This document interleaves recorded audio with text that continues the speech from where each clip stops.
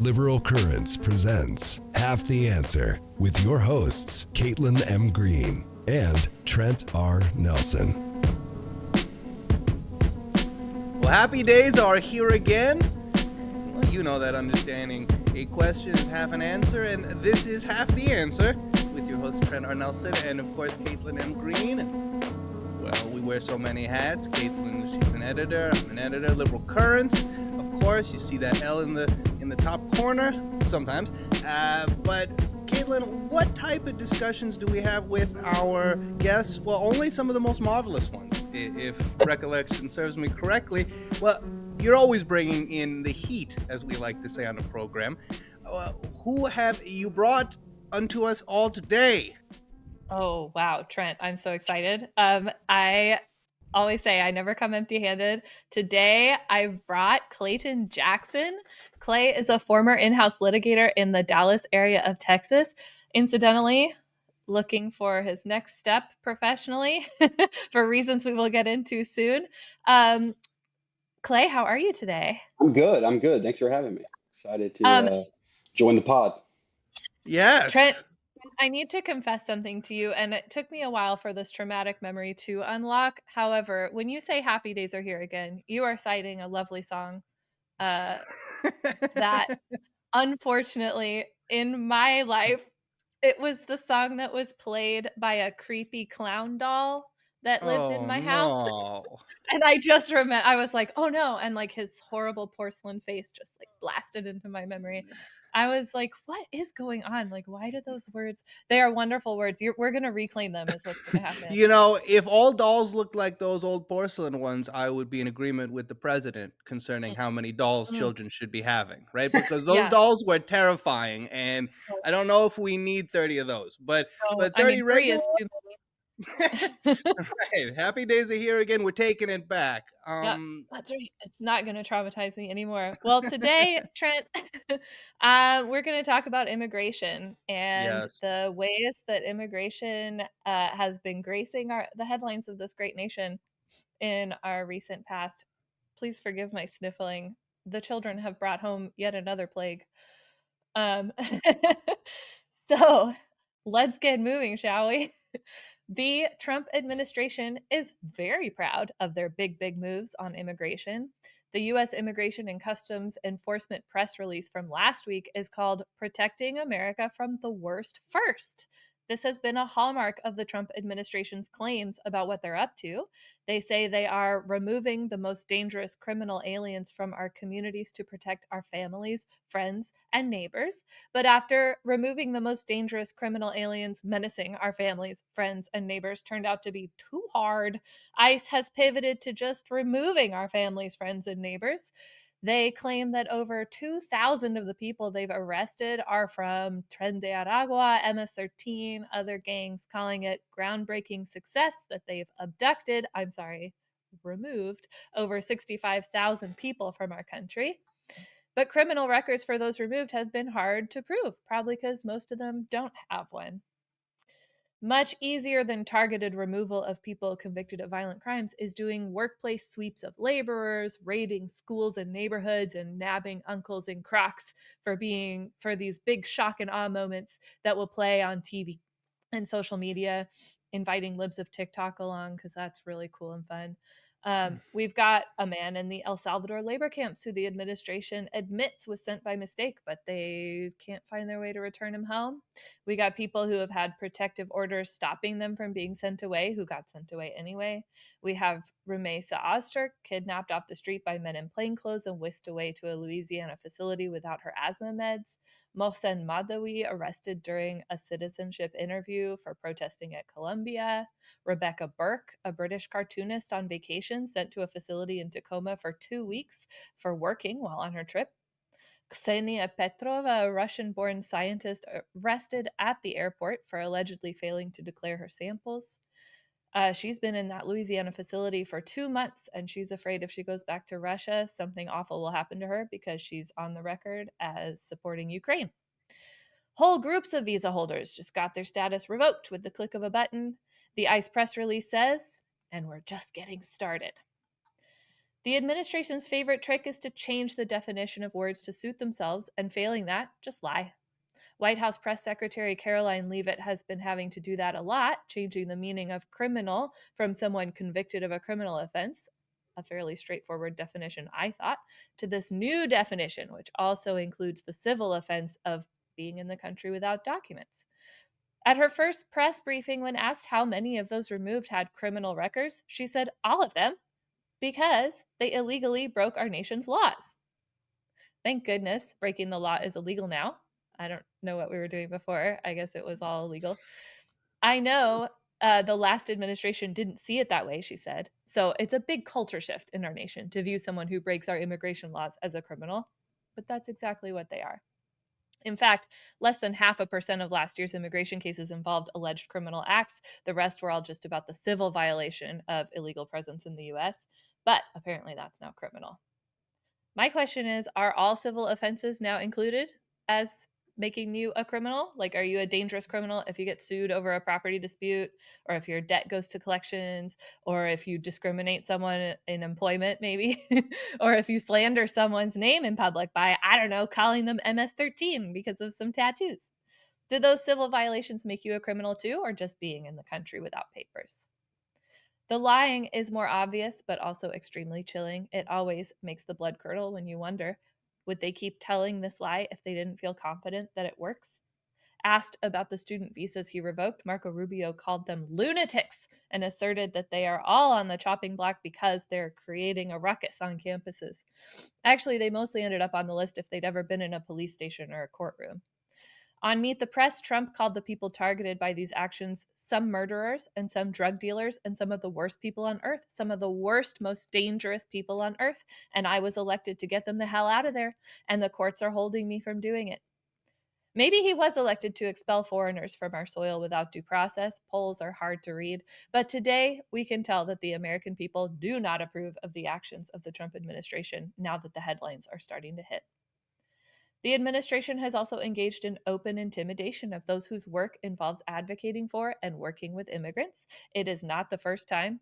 In Trump's first term, officials used a secret terrorism unit to hold and question immigration lawyers, advocates, and journalists at the border anytime they happened to return to the US from somewhere.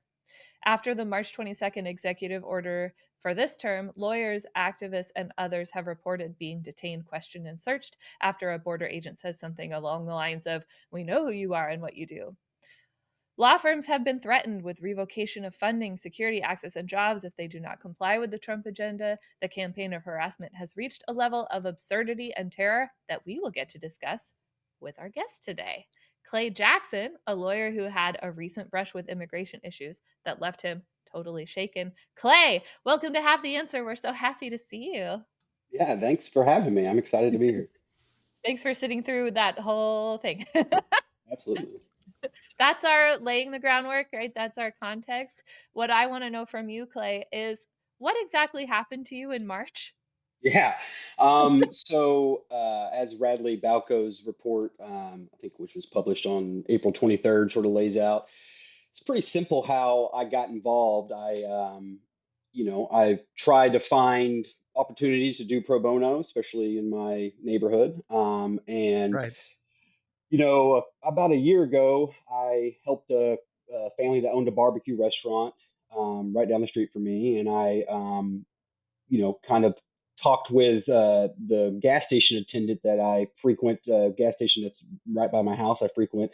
Talked to him Right. about that, so he kind of knew, A, I was a lawyer. B, I was, would be somebody to help, pro bono in different kinds of areas. And he just asked me. He was like, "Hey, I heard about this family.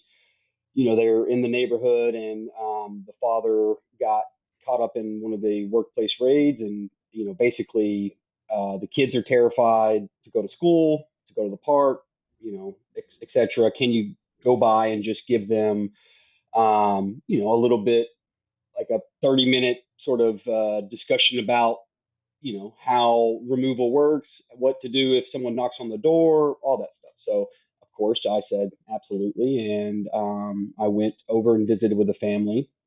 It was kind of hard to communicate, which is not it's something that's pretty common in those cases. And I didn't have a translator, but one of the children translated, and I was able to, let them know kind of, again, just basic, what I call red card rights. Like, here's just, here's what here's what the Constitution says they can and can't do. If someone knocks, do this. And then really my goal was to find them, to be a conduit for them to, hopefully find some pro bono representation by somebody that practices immigration law. So that was really my involvement with the family. Fast forward a couple days after that, I'm working from home and I get a knock on the door, and which again is not uncommon in where I live, especially like lately we've had hail and stuff, so people are coming by to try to sell you whatever, like to fix your roof or whatever. And so I Right. thought it was one of those things. Thought someone was trying to sell me Wi-Fi or insurance, something like that. And the people outside looked that way. They were wearing slacks and polos.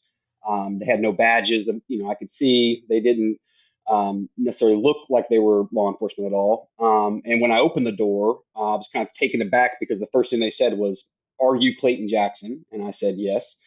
And from there, they asked, or they sort of stated, "We have information to suggest that you're obstructing an immigration investigation." And that's when the light bulbs kind of went on my head, and it was like, I need to stop talking. I need to proceed very cautiously here. And so I also tried to get as much information as I could. So I asked specifically for their names and badge numbers, and their response was, "We do not have to disclose that information at this time."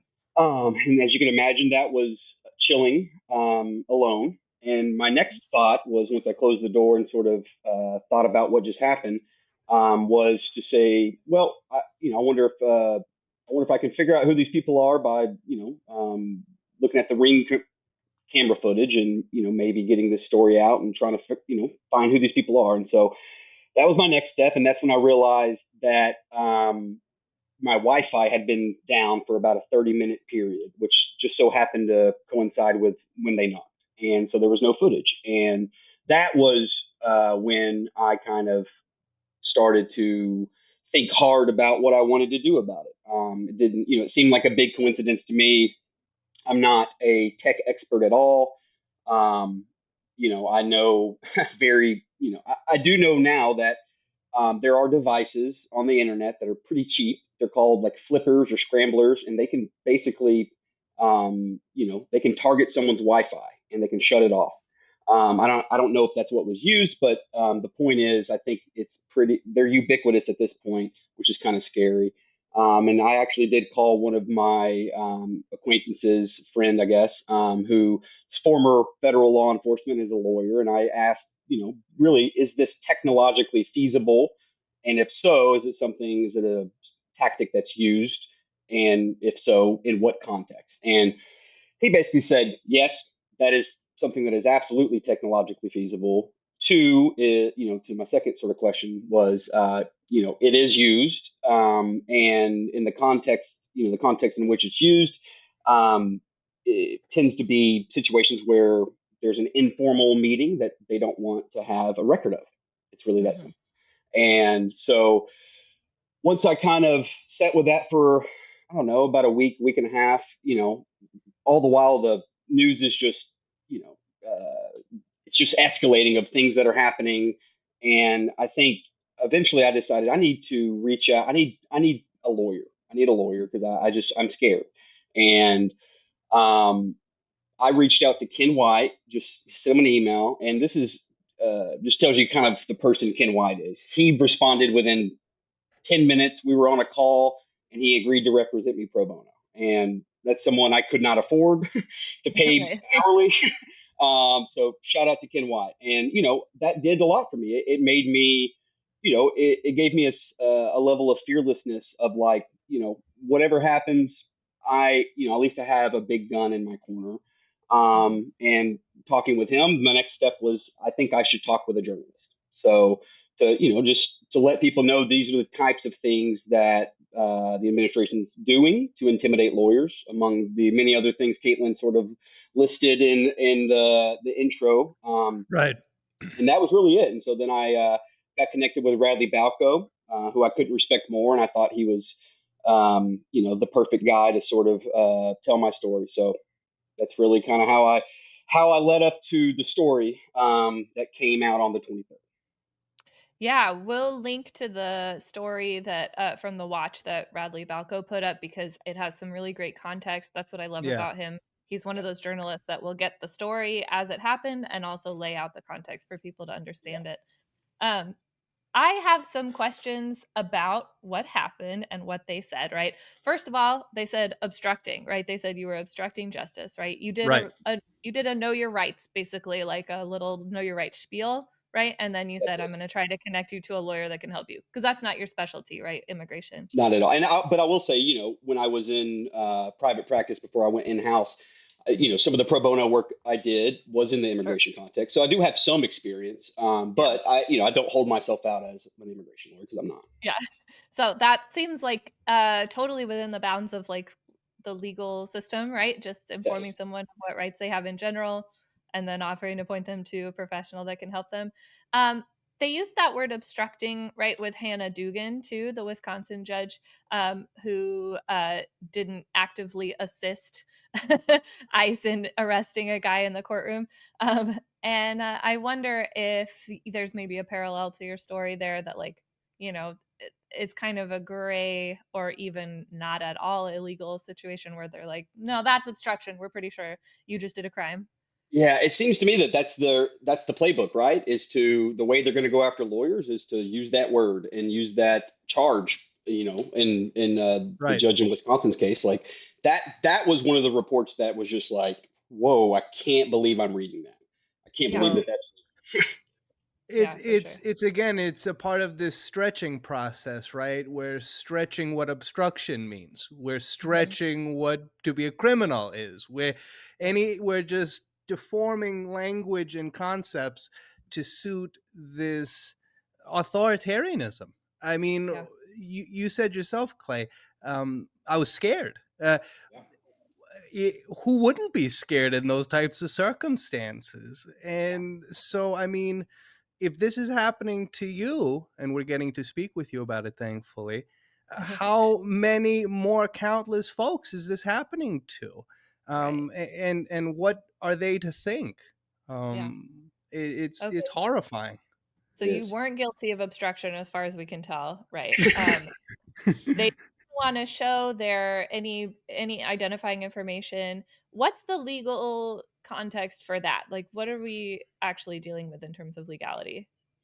Again, I'm not a criminal lawyer, but the Fourth Amendment seems pretty clear that they would need, in order to shut someone's Wi-Fi off, for example, they would need a warrant. Mhm. I know, again, not a criminal lawyer, but police are entitled to any agent from federal or state law enforcement is entitled to approach somebody, knock on the door, and try to have a conversation with them. Mhm.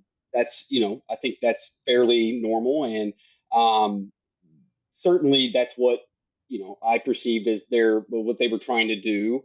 Um, but I definitely just in the moment, the look on their face, for example, it seemed like they knew when I answered, are you Clayton Jackson? And I said yes. It seemed like they knew that, you know what I mean? Like it Yeah. just like their look, the way that their body language seemed like they were asking a question they knew the answer to, and that was kind of chilling. But the long and short of it is, you know, um, it seems convenient that there's no a way for me to circulate the video of what they did and what they said. Mhm. And I think one of the first things that popped in my mind was in Texas. I think Texas is unique right now in the immigration context because the governor of Texas, Greg Abbott, has basically deputized any and all law enforcement, state law enforcement, to assist ICE as they see fit. Mhm. And so, it could have been any number of state agents or Right. local police or it could have just been some people that were mad that this immigrant family was getting help and they wanted to intimidate me. I don't really Right. know That's not exactly. unprecedented, right? That like just random people will impersonate ICE just to Right. harass people because they know that ICE is given special Yep. dispensation kind of to access Yeah, and spaces. I've seen a lot of that on social. There's one thing I saw recently where you can order like an ice, one of those like blue sort of tarp-looking jackets that says ice from Amazon, and like some dumbass. I don't know if I can curse, but some No, it's person was bought that and was like laughing about how funny it is when they walk into whatever Home Depot. They basically was like, get this from Amazon for $5 and go to Home Depot and like watch us enjoy talk.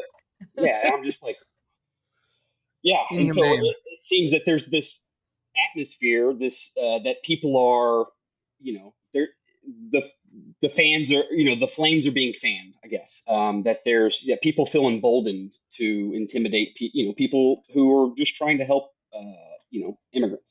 Yeah. I think it's also really crucial that, yeah, you don't have pictures of them, you don't have a recording of what they said. I am thinking about the attorney Amir Makhled, who came back from vacation. He was in Canada and he drove through a border crossing, right? And they essentially uh, looked at his passport. They said, "We know who you are and what you do. Let me search your phone." A thing that like I think the rules when you're crossing a border are a little bit different than like if you're just at your house already in the country. So um basically, he described this story of what happened. He had been representing a student protester from U Michigan, and he figured that was like why they were interested in him. And they wanted him to unlock his phone. He said, "You can't make me do that." They said, "Okay, fine, you have to download your contacts lists and send it to us so we can look through it." And then once he did go to the news about this, Customs and Border Patrol said that claims that this was an attack on his profession or were politically motivated are baseless. Our officers are following the law, not agendas. They accused him of like exaggerating. And, because nobody can really check it, they can always kind of do that to you, right? Yeah. Right. And it seems intentional, right? It seems like that's a tactic, in my opinion. Like, that's a great example of something that, like, can show like and I think this is true in, again, my experience of criminal law in dealing with different kind of law enforcement is they, the reason they try to have informal conversations without a warrant is because they there's so much baked into just the culture of like when a police officer is in front of you, it's really hard to not, to say I want to speak to my lawyer Yeah. because the first thought in your head is like, well, that they think that I'm, that's an admission of guilt, and they use that to their advantage. That's like, one of the one of the basic things that any law enforcement officer should know at least. And there are blurry lines of the Fourth Amendment that can, like you noted, when you're crossing an official immigration border or checkpoint, there are sort of the Fourth Amendment is there's some gloss that's been added by the Supreme Court that says certain things are permitted. But as a lawyer, when someone asks you to look at your phone or your device, that my first thought is I can't do that. No matter what your justification is, that is potentially disclosing attorney-client privileged information, Right.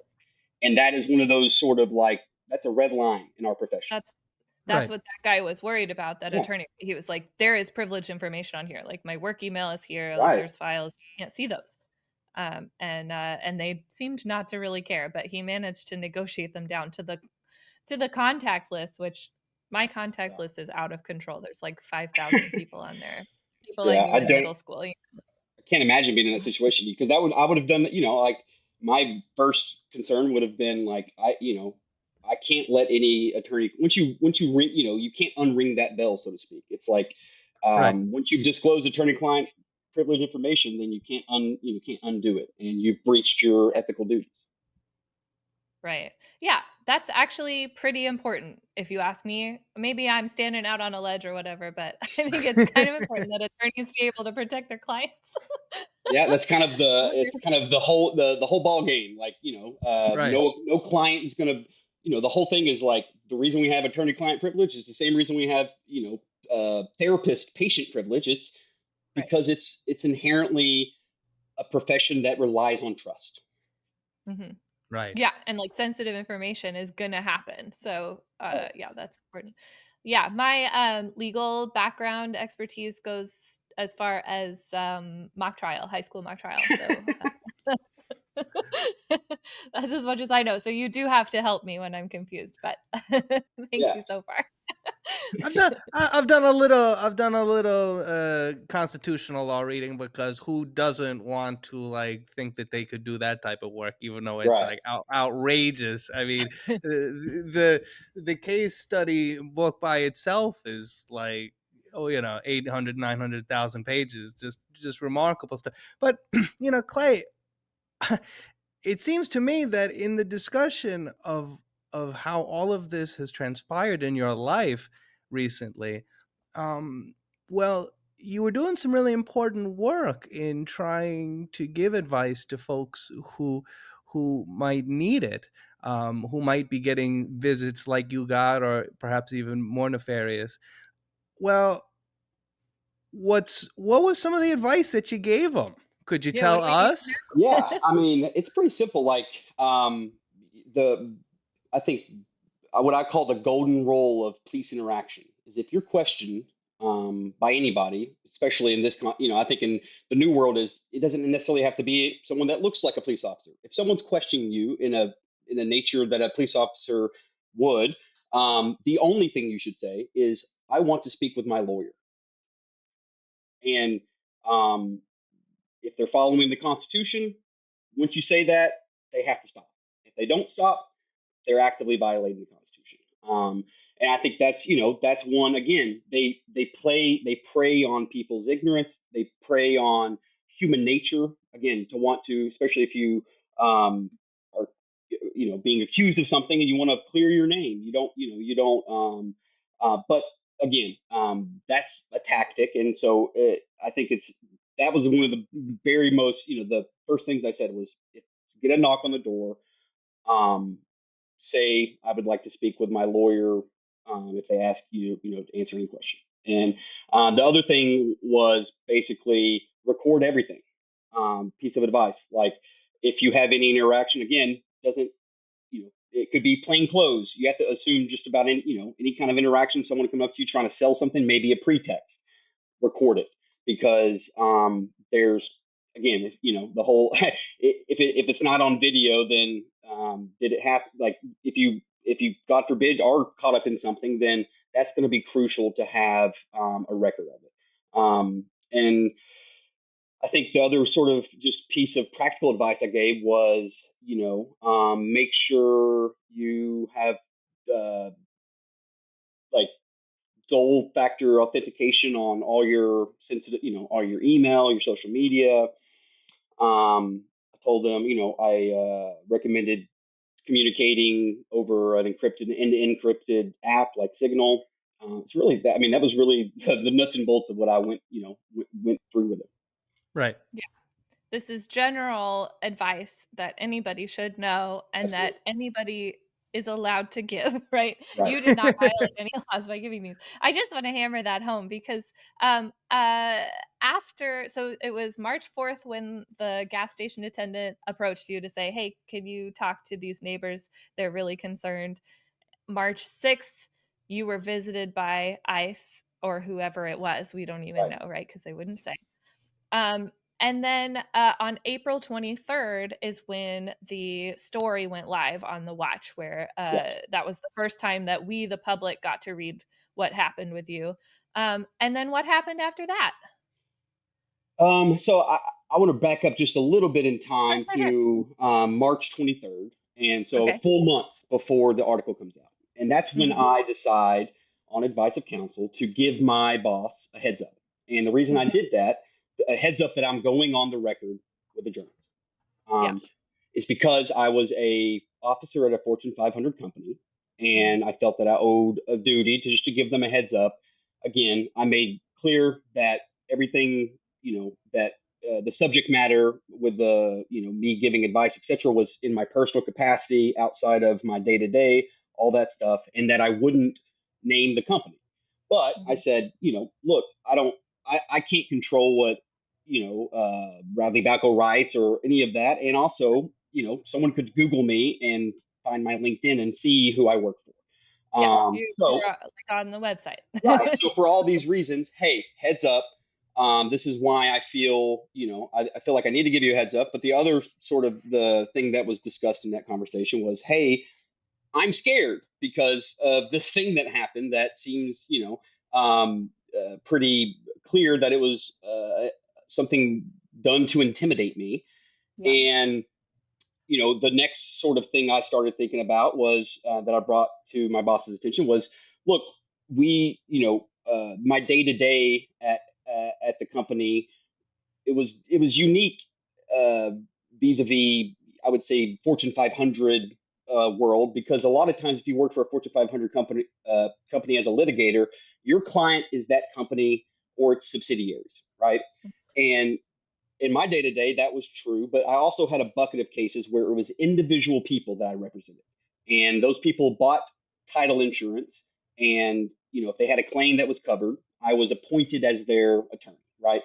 So it's very similar to private practice in that way. And so I had a range of clients, right? Sometimes those insured clients were, an LLC that does like buys and sells property. Sometimes it was just, a husband and wife, right? And I had a subset of those cases that the clients didn't speak English, and I I didn't have any information about their immigration status necessarily, but it felt to me that it was a valid concern to worry about if I'd been targeted. God Yeah. forbid these people get it. My whole thing was if something were to happen to any of those people that I represent, it would devastate me. It would, Right. professionally and personally. Yeah.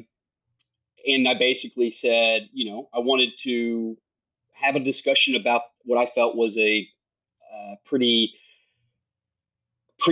glaring concern, safety concern for the people that I represented. And it was clear during that conversation that my concerns were, I would say, it just felt dismissive, the way, the tone, the tenor, etc. And Right. one of the things I sort of ended on in that conversation was, it would be nice to know if the company had my back, right?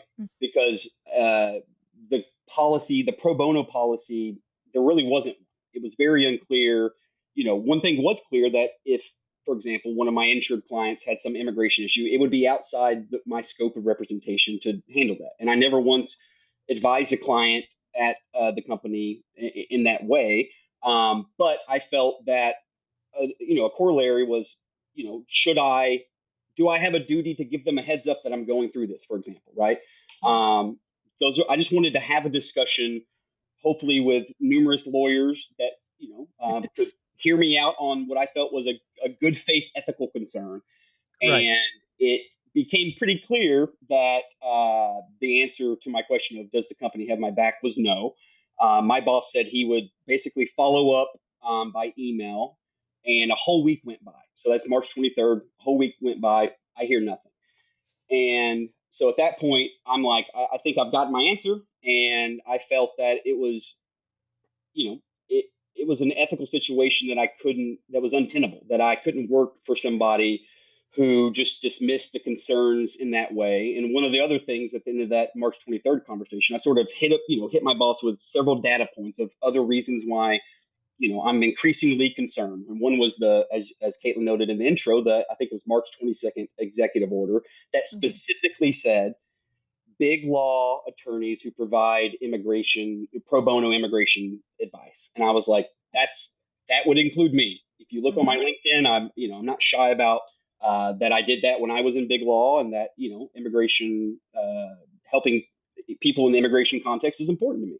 And I also said, here are these news reports that people are being sent to El Salvador without a court hearing. Yeah. And it seemed like, again, and I said,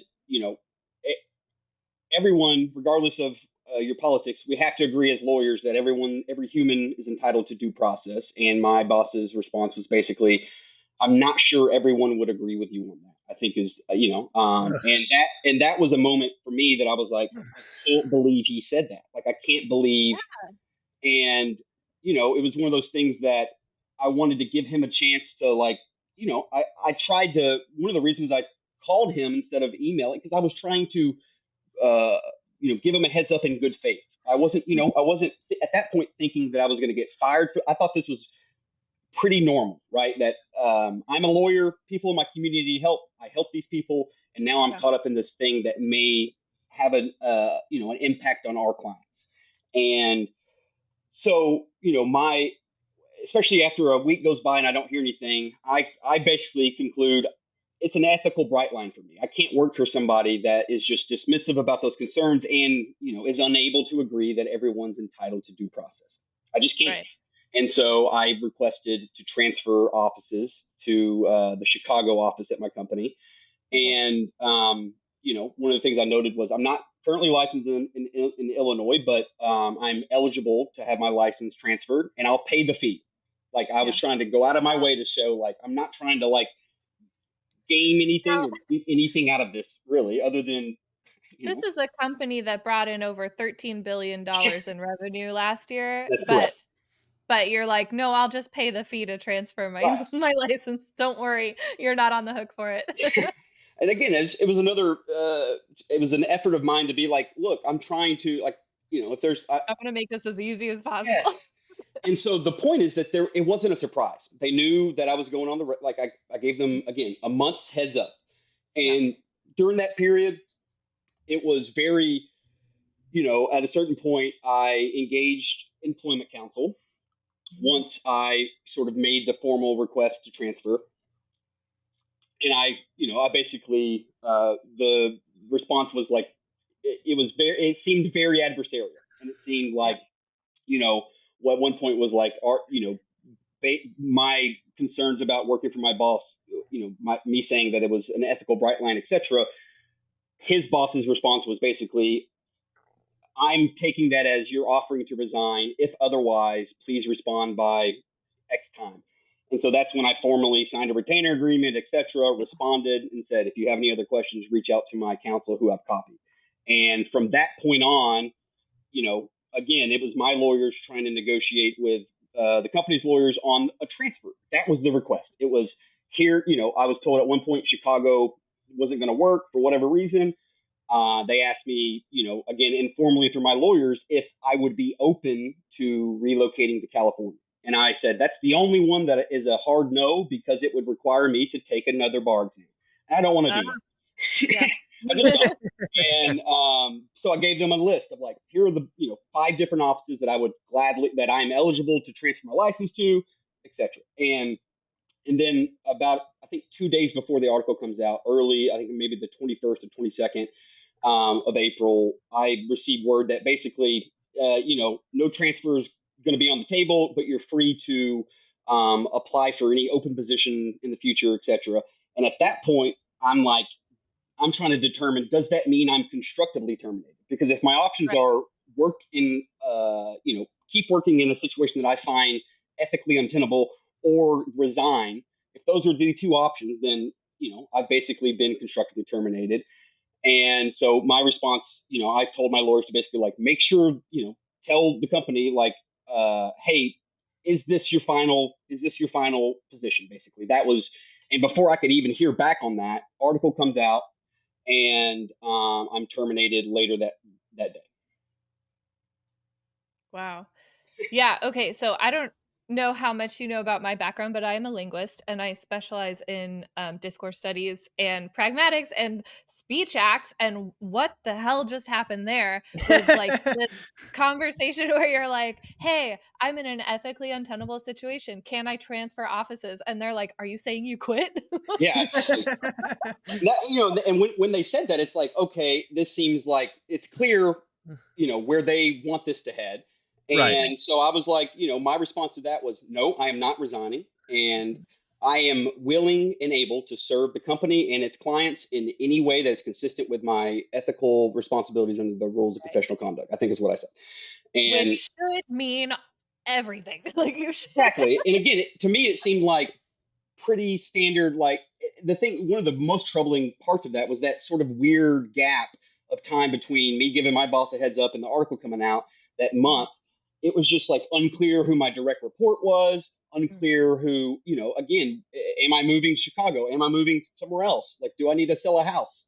Like all these things are just like makes it very hard to, Awful. keep doing the day-to-day work. And at one point I said I'm gonna start giving my clients a heads up that there's this ethical thing and whatever. I wasn't going to be like explaining the nitty gritty of the ethical thing. Was that there's this ethical issue, you're going to have a new attorney soon, and I was told don't reach out to any clients. And so I'm like, okay. And it was a really hard thing because no one at the company at all reached out to even have a conversation about my ethical concerns. It's one thing La- if you disagree with me, fair, but I didn't even have there wasn't even a conversation.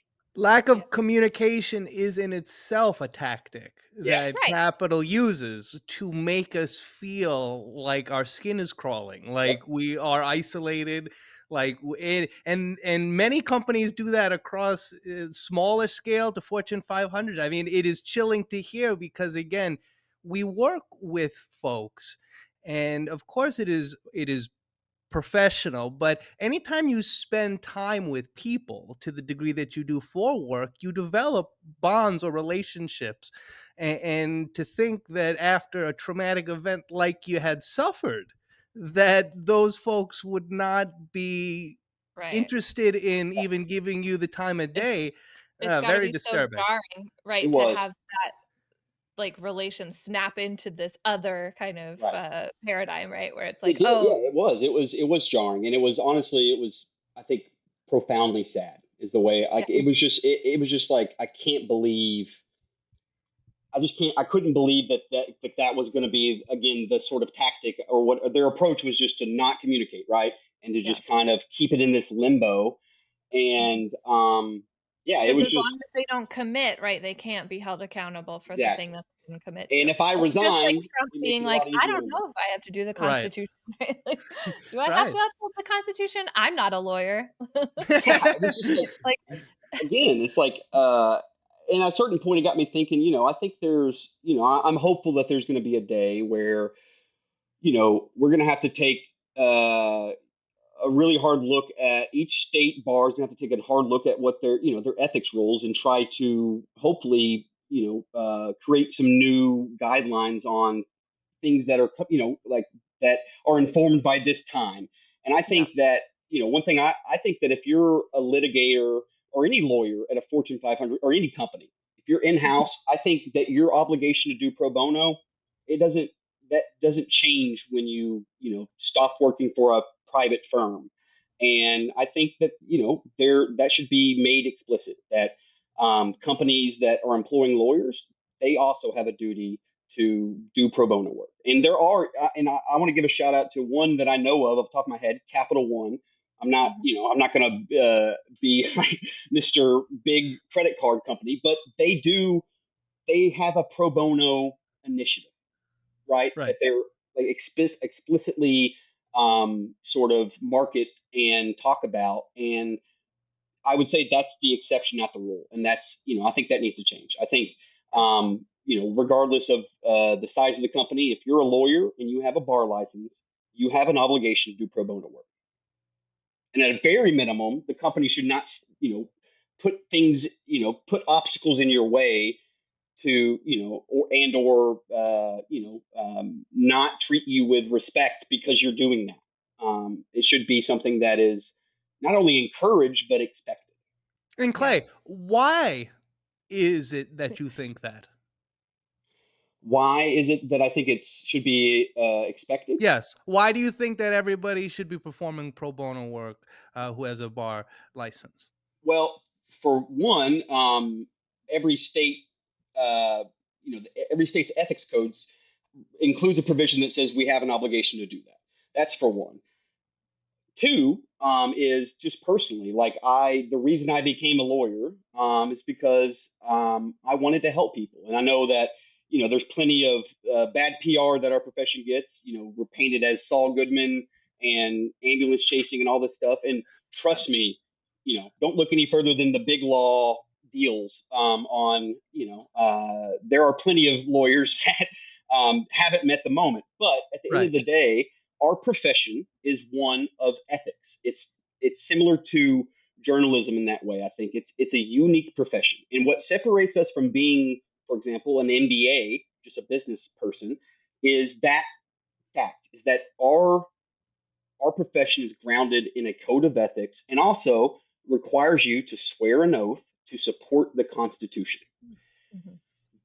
Those are two things that make our profession unique. And I think it's that simple. I think for me, it was the reason why is that I saw people in my community that were scared to death to be people, just to Mhm. do what people do.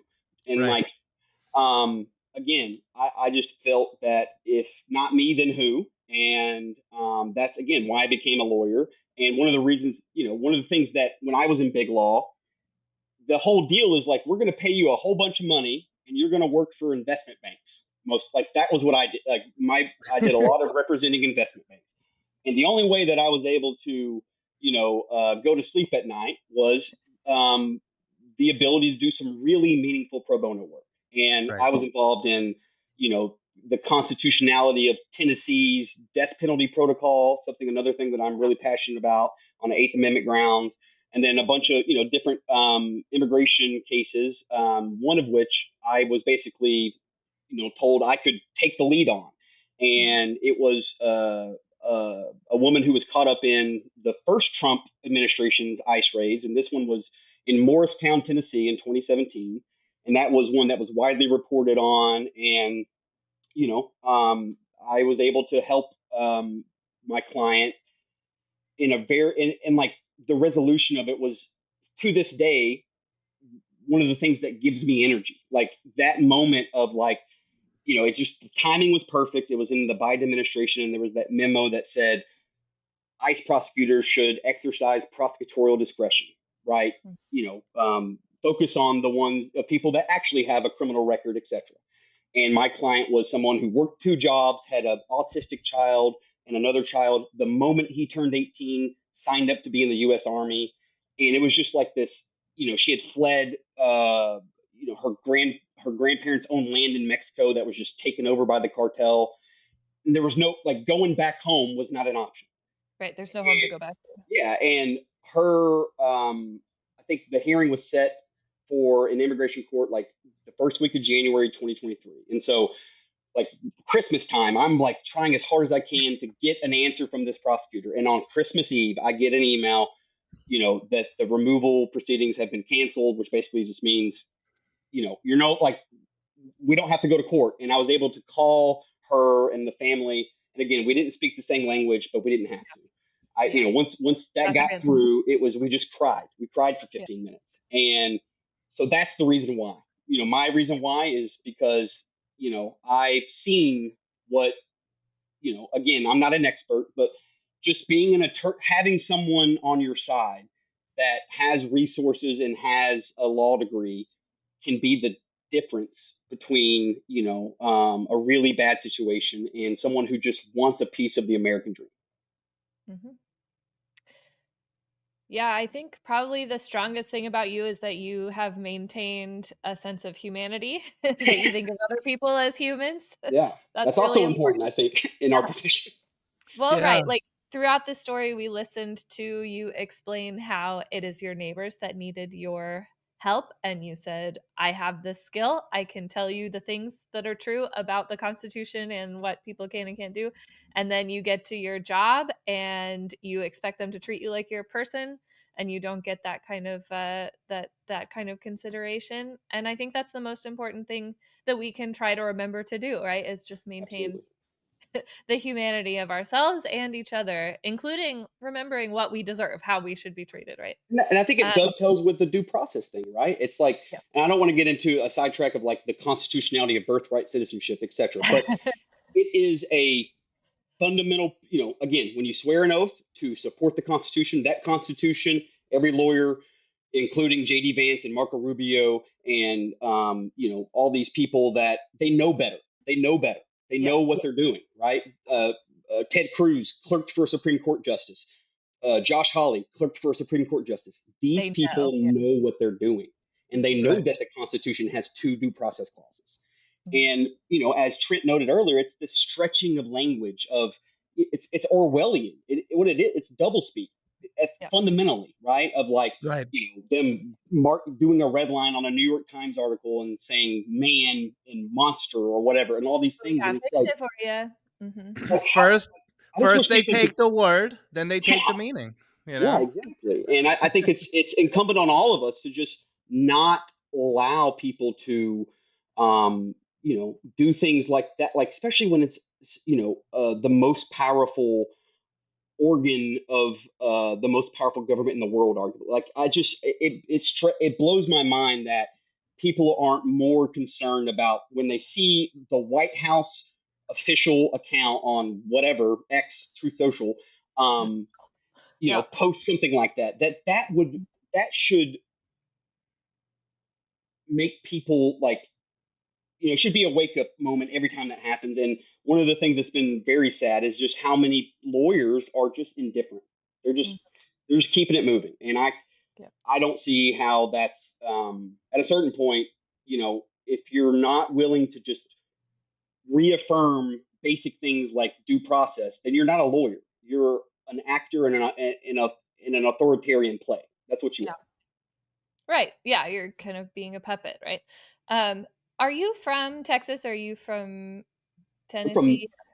I'm from East Arkansas, so I would say like greater Memphis area. So I'm from, my family basically came to Arkansas in the New Deal era, and they got 20 acres for cheap, and they were farmers. And so like my family grew up miles away from where Johnny Cash grew up. Like I'm from, and that's why I love I think that's another reason why I think the way I view my worldview is absolutely informed by where I grew up. Where there's, the economic opportunities are not really there, and it's just city after city where industry is left, and people don't have hope, and I think it's one of my earliest memories of learning about Johnny Cash was, and I have him behind me, like Johnny Cash album behind me, is because Johnny Cash went and performed music in front of a bunch of condemned people, and that as a 7-year-old, I understood the message. Yeah, that's huge. That's beautiful. So I asked partly because I come from a border state. I'm from Arizona, and living there, there's a real divide, I think, where a lot of us were growing up there, hanging out with people, not really knowing what their legal status was, and feeling nervous for them because they could get picked up at any time. And then some of us kind of had that sort of gleeful, like they get what they deserve kind of attitude. Obviously I'm here today, so I grew up with the former attitude about it. But it's always been something that's at the forefront of my mind coming from where I come from, because you can't escape it. It's in your face all the time. Yeah. And for you, it's your neighbors. It's the people, living in Texas. It's the people who you interact with on a day-to-day basis, and they simply need you on the basis of being a neighborhood, being a neighbor, right? And the other thing I've encountered is, especially like in the context of when I was representing individuals who didn't speak English, for example, in my company, I found there's a lot of immigrant families. They don't trust lawyers. They just don't. And to gain that trust is such an important thing, right? And one of the things that I've spent the last year and a half trying to do is trying to brush up on my Spanish, so I can have that meaningful connection. Because the other thing I've learned is if a family's from northern Mexico and another family's from Guatemala, having a Spanish translator is gonna you need that, but it's even better to have a Guatemalan, someone who can really understand their slang and dialect and in the context of what they're References. talking about, right? And that builds Right. trust, right? And that's just an example of, like, at the end of the day, our profession, my profession, is one that's built on trust. That's it. Mhm. Yeah. Well, like medicine and, actually linguistic research, there's a lot of speakers of like minority languages that correctly so don't trust linguists because Right. there's been a history, right, of being accompanied by sort of missionaries or Yeah. other conquerors and extractive people. So, you have to, on a personal basis, sort of counteract that Yeah. that And the tide, best way right? to do that is through your actions, right? Not your words. Just to show them, like, to bring, if it's a Guatemalan family, to say, I not only got a Spanish translator, I got someone who's from Guatemala. And that, Mhm. it shows them that you are thinking, you're thoughtful about, Yeah. the process, and that you're And not, thinking it's not about just a you and line what item. you need. Yeah. Oh, And those that's are the types of things that we can contribute in our everyday lives when we go out and we see folks and we get to know them casually. We can appreciate that they're from Yemen, and that during Ramadan, that like we should be saying like Ramadan Mubarak, or like Happy Eid, like, and these are the types of things that in our society we sort of take for granted as it concerns Christmas or Hanukkah. But everybody deserves to feel as though they're a part of this wonderful great big project. and Sure. and again, your work, while vilified by some, is, I think, a testament more than anything to the American spirit and ethos of love and compassion and of collectivity. And certainly it's been our pleasure and honor to get to know you today. Likewise. And I just want to leave with a quote from Justice Brandeis, and I think it's apropos of exactly what's happening right now. And it's, if we want respect for the law, we must first make the law respectable.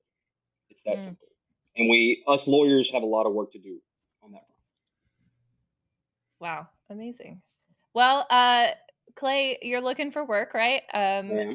Who do I need to yell at to get you a really good I job? think whatever's next, I can say, is going to be something in the nonprofit litigation realm. So I'm considering, I'm trying to be thoughtful about. I have a lot of cool opportunities, but I know myself now where I can't spend another day representing an investment bank. Yeah, that's fair. I hope we can raise your profile enough, along with the other people who are talking to you this month, to get you whatever job you want. You should Yes. have your pick of Well, the that's litter. Thank you. Clay, Well, I thank you appreciate so y'all much. so much, and I'm glad to be a friend of the pod. Amazing. You're the pod Clay Jackson. That's special. We're glad to have you. You better come back and talk to us about the death penalty, though, because that's a I would love topic to. that we got a lot of heat on that too. I would love to in any time. I would love to. Thanks. Well, this has been Half the Answer, where understanding the question is half the answer. Thank you so much for joining us. Absolutely. Thank y'all. Bye. Thanks for listening to Half the Answer, presented by Liberal Currents. You can find Half the Answer anywhere you get your podcasts. Liberal Currents is an entirely listener and subscriber-funded publication, which includes programs like Half the Answer and Neon Liberalism. So, if you like what you've heard and wish to contribute, you may do so at liberalcurrents.com and through Patreon. And remember, understanding a question is half the answer.